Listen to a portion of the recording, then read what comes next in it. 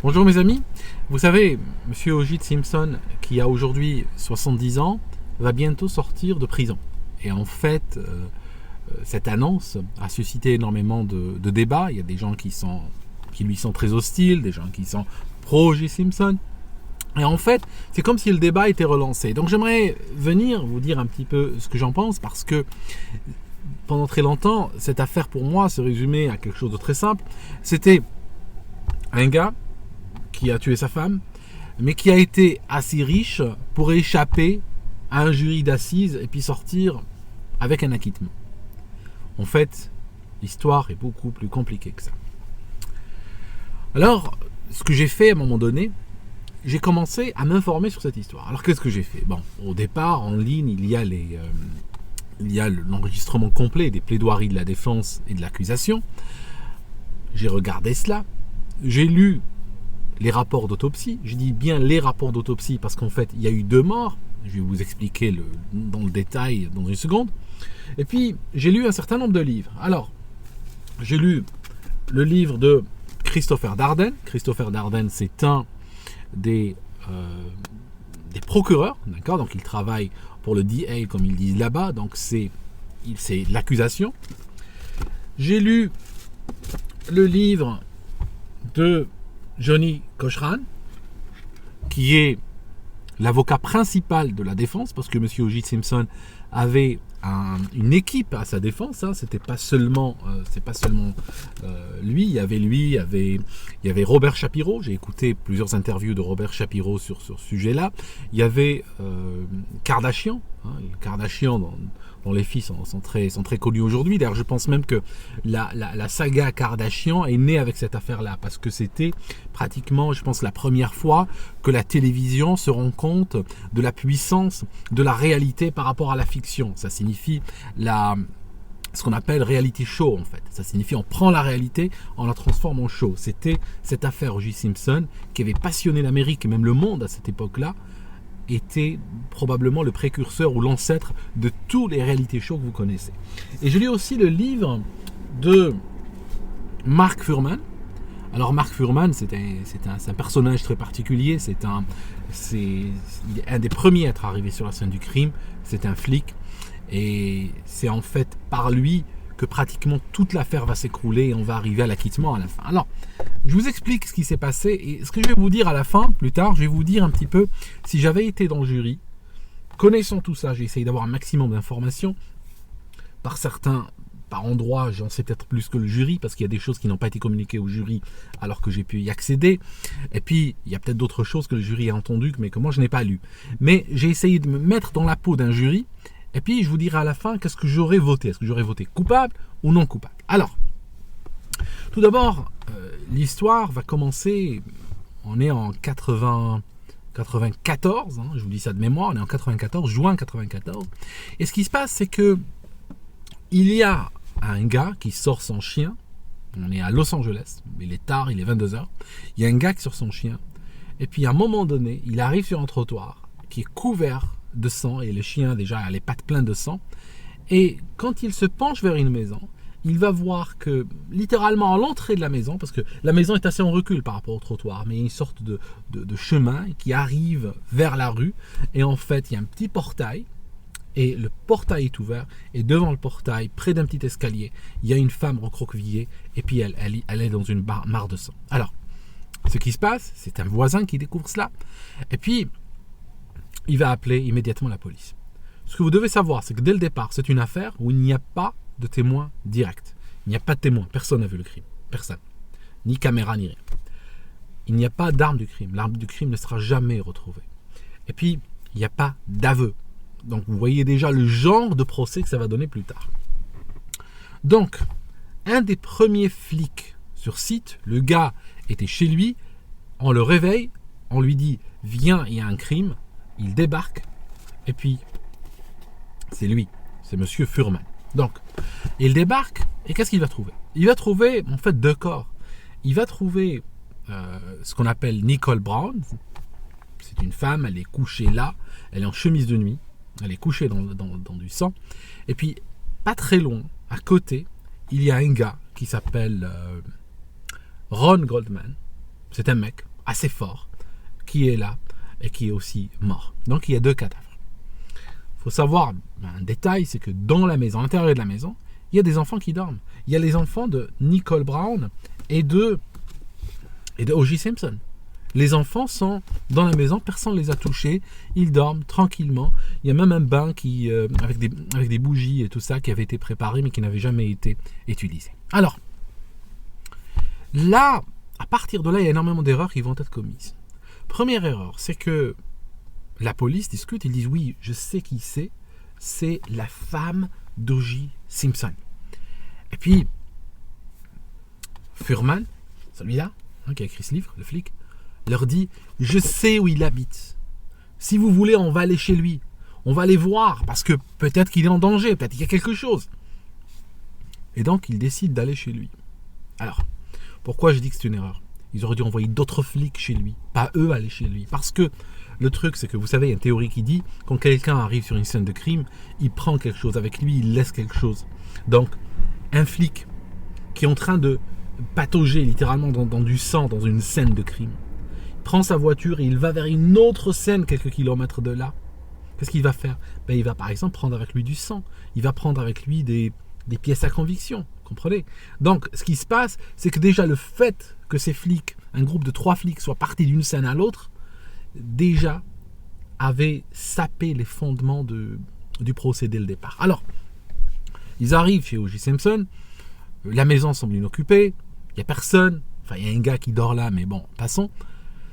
Ce qui se passe, c'est que il décide de sauter, d'accord, par-dessus le portail, un portail très haut, il décide de sauter.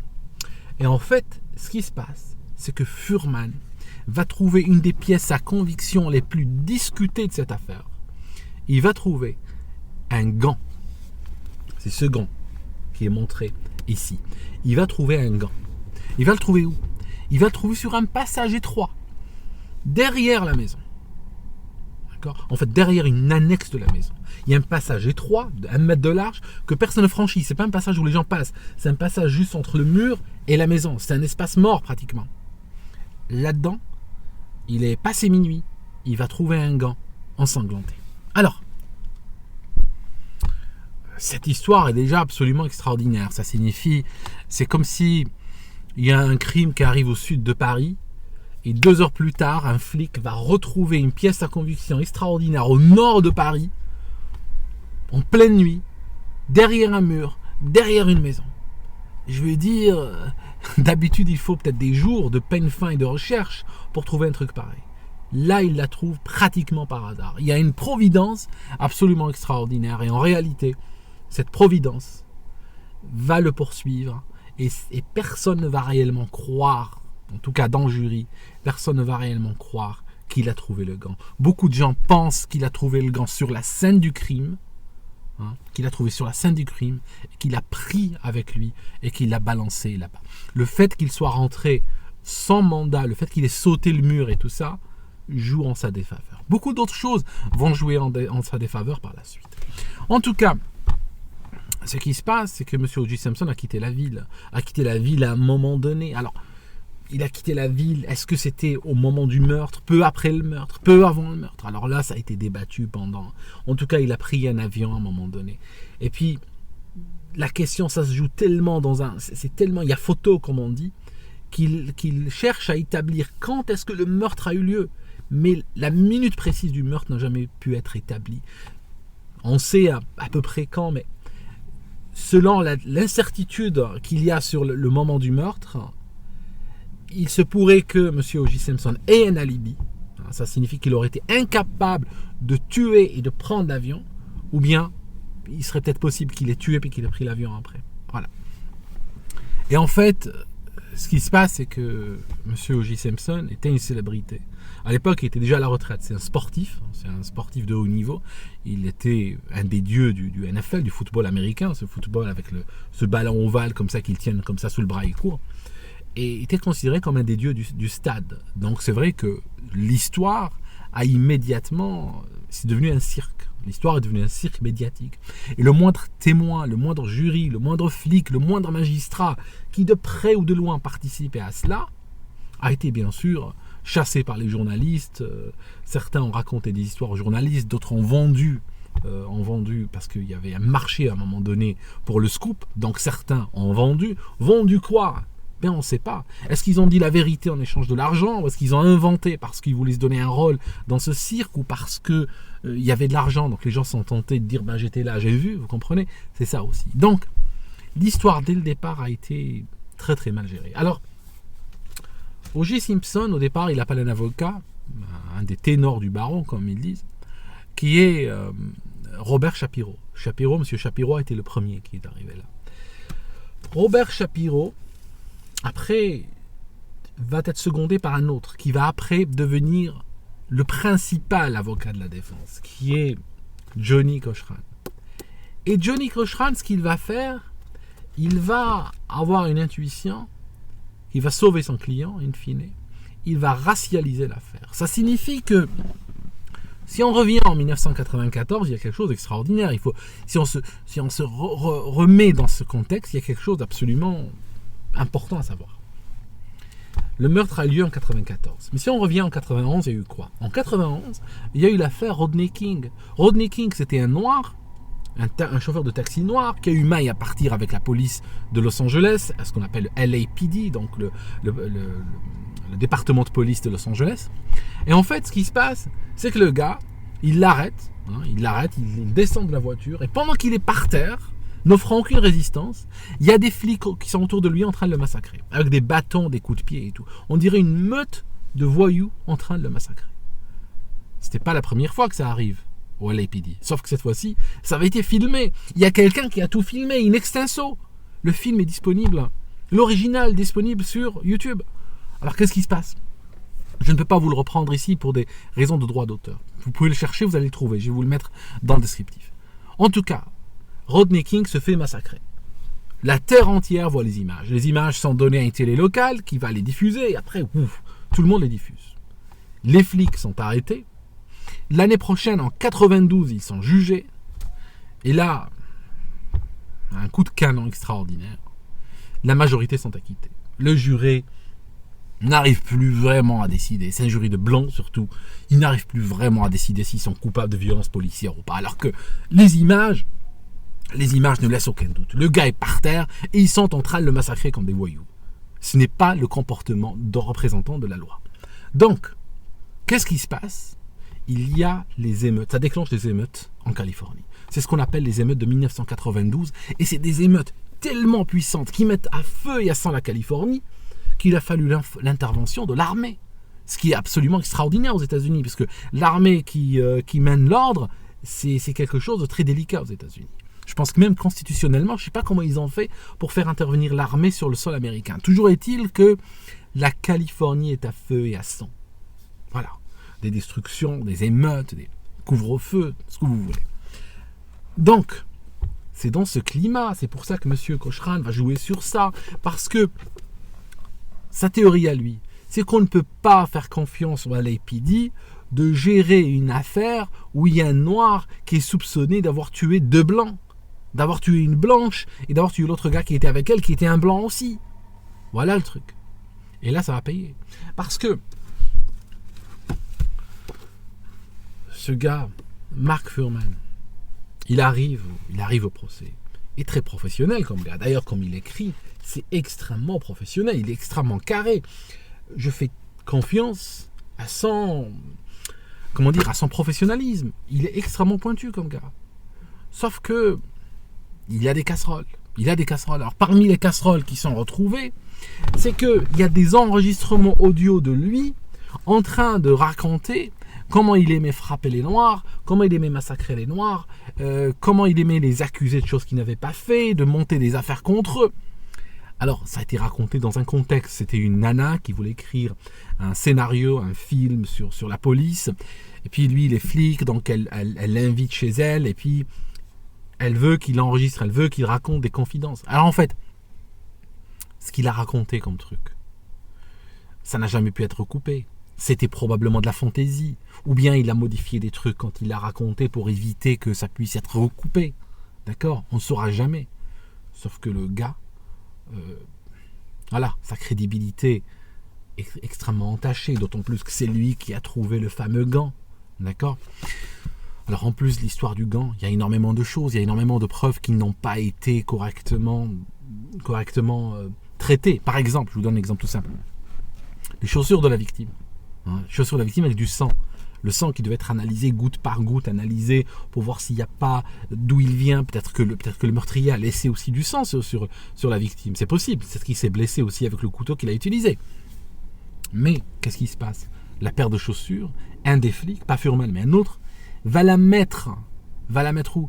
Va la mettre dans le coffre de sa voiture et il va partir avec où ? À la maison. Et il va la laisser toute la nuit.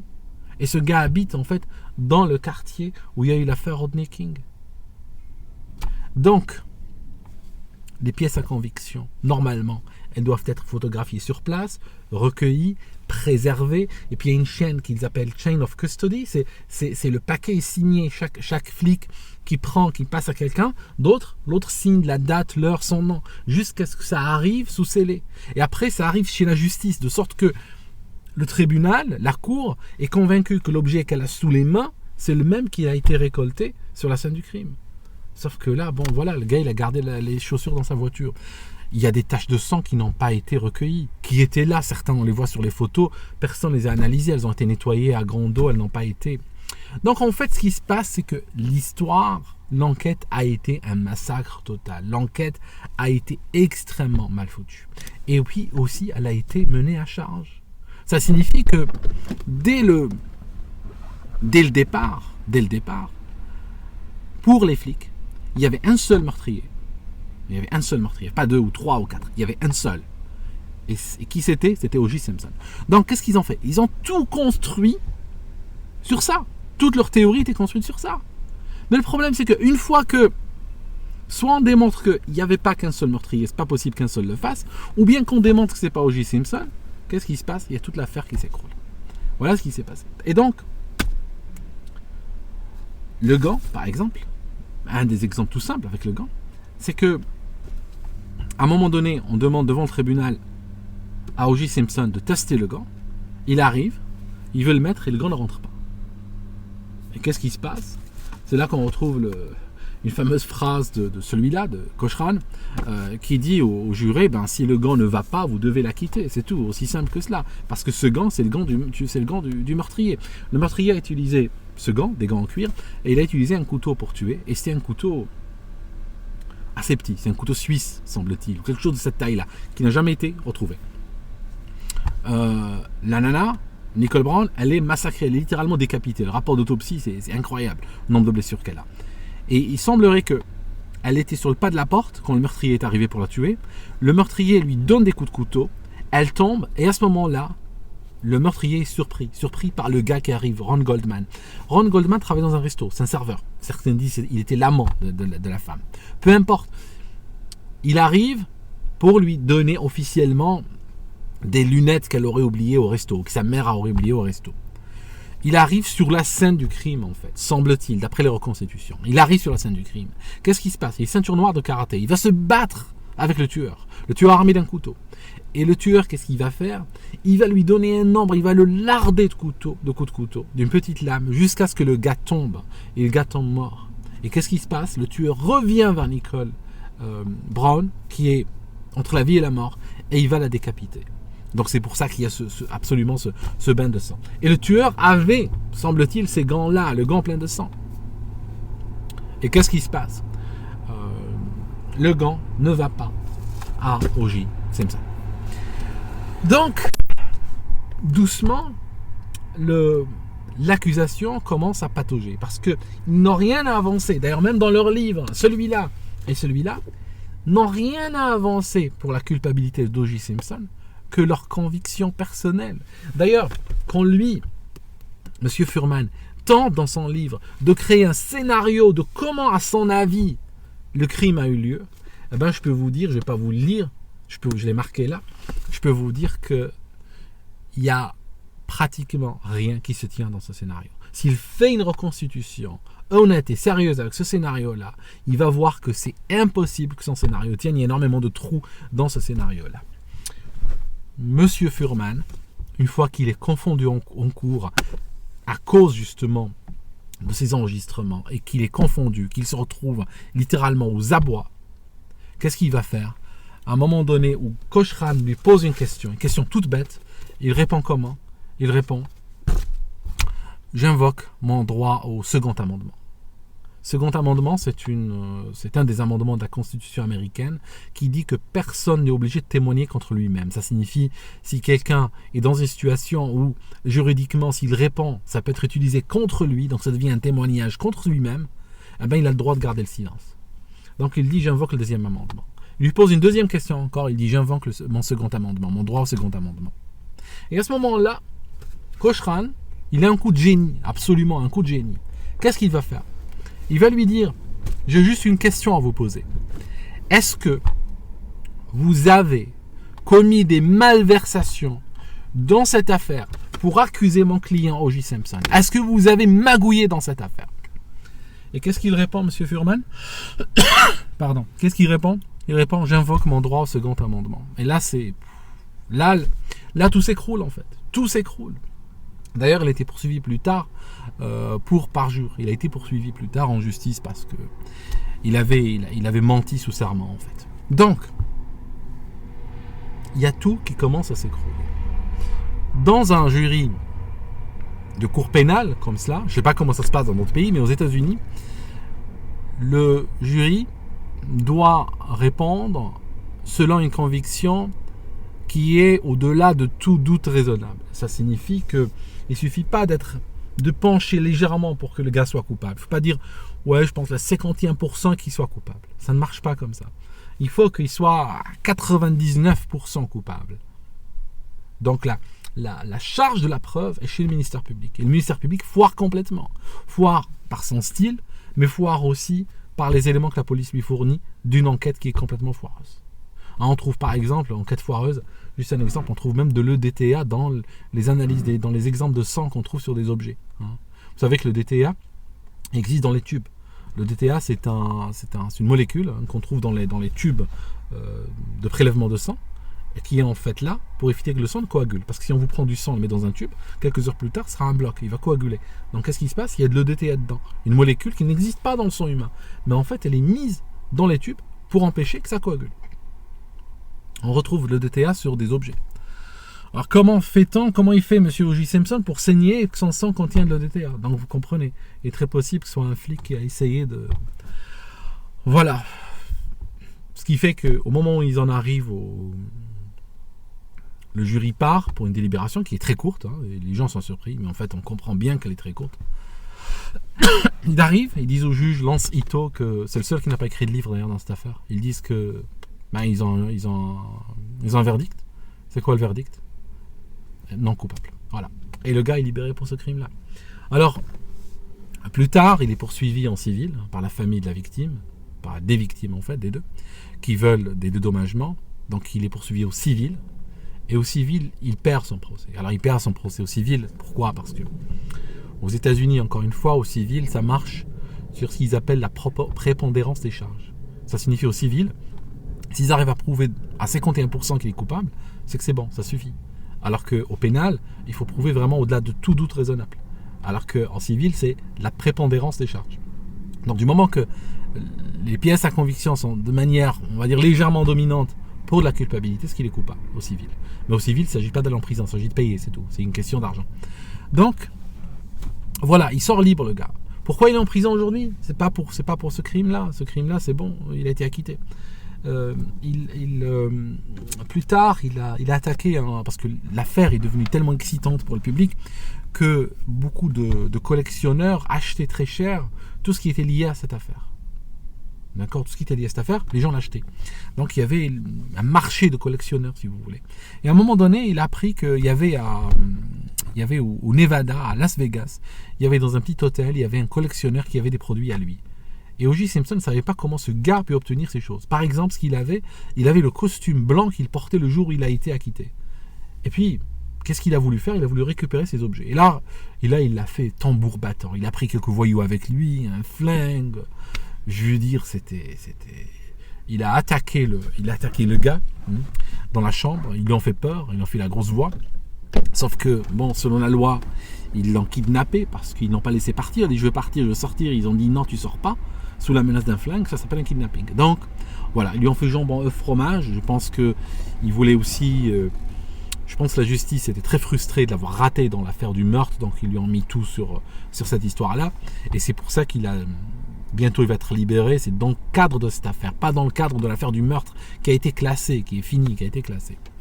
Donc, voilà. Maintenant, avec toutes ces informations, tout ce que j'ai lu des livres à charge, j'ai lu des livres à décharge, j'ai lu les éléments factuels comme comme la descriptif des pièces à conviction, les photos des pièces à conviction, les rapports d'autopsie et tout ça.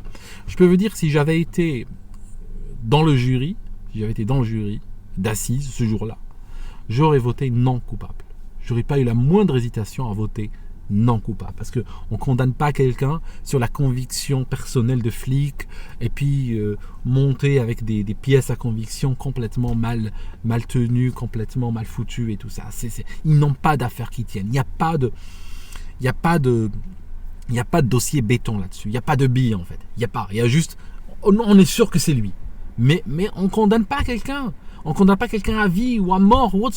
On est sûr que c'est lui. Il faut des éléments. Il n'y a pas d'éléments. C'est tout. Et le moindre élément qu'il y a peut être discuté à cause justement du manque de professionnalisme du LAPD.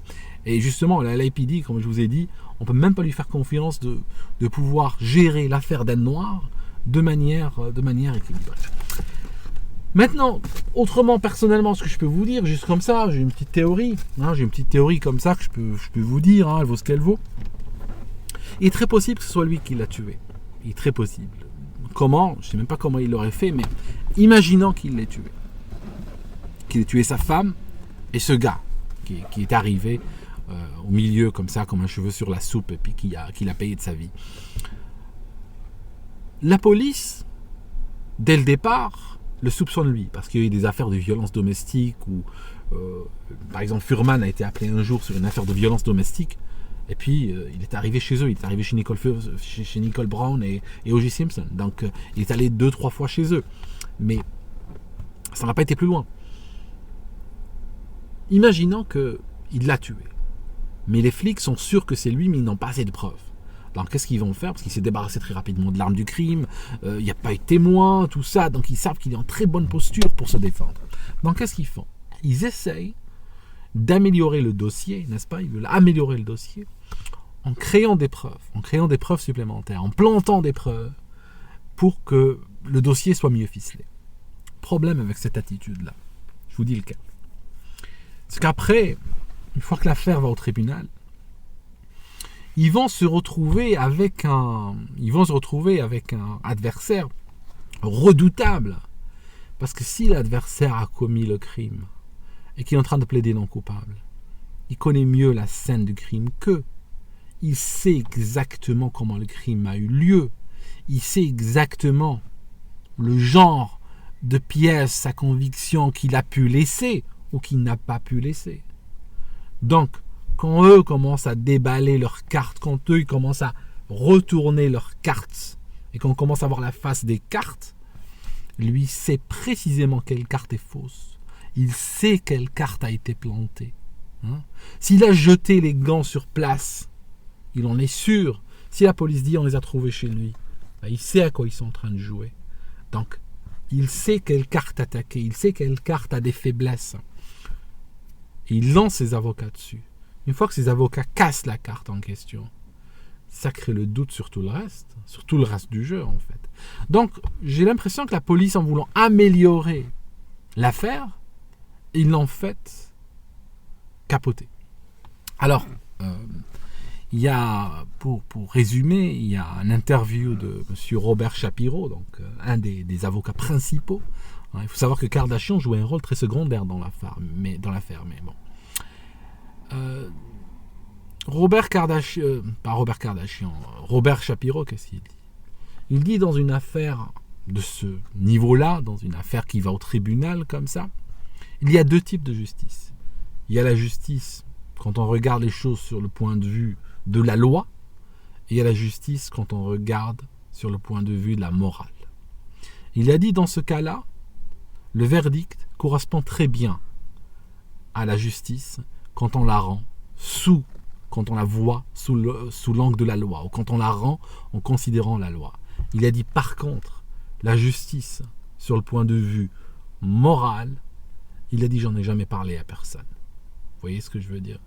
Ça signifie que du point de vue légal, du point de vue des preuves matérielles, du point de vue de la procédure, de la loi, effectivement, on comprend qu'il a été acquitté. Sur le reste, il y en a peut-être beaucoup plus derrière. Merci d'avoir écouté jusque-là et à bientôt.